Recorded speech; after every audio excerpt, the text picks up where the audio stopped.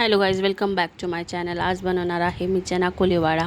Recipe खूप छान आणि सोपी आहे आणि इन्स्टंट रेसिपी, जास्त वेळ पण लागणार नाही। आपण रात्रभर चणे सोक करून ठेवलेले ते एका कुकरमध्ये टाकायचं, 1 ते 2 शिट्टी करून घ्यायचं, थोडं पाणी टाकायचं, थोडं मीठ टाकायचं आणि कुकर लावून द्यायचं। 1 ते 2 शिट्टींमध्ये आपले चणे मस्त शिजून जातील।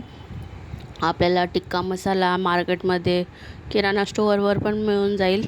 रेडीमेड टिक्का मसाला घेतला आहे मी। अद्रक लसूणची पेस्ट आवर्जून टाका, त्याचाच टेस्ट असतो खरं।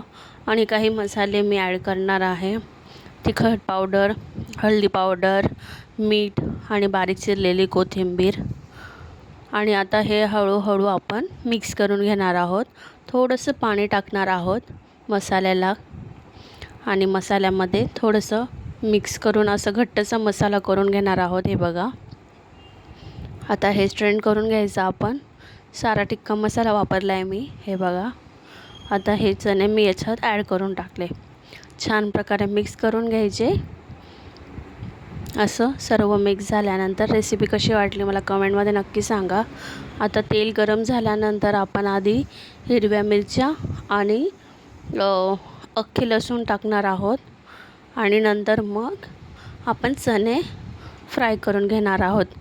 डायरेक्ट नंतर जर हिरव्या मिरच्या टाकल्या तर अंगावर उडतात, व्यवस्थित बघून घ्यायचं, म्हणून आधीच फ्राय करून घ्यायच्या। हे बघा, झालेले आहेत ऑलमोस्ट।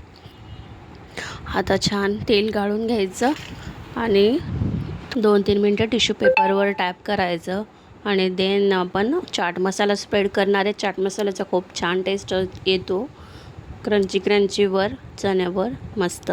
चना कोलीवाडा आता रेडी आहे। थोडीशी कोथिंबीर टाकायची गार्निशसाठी। अशा छान छान रेसिपी बघण्यासाठी चॅनलला सबस्क्राईब करा गाईज। Thanks for watching.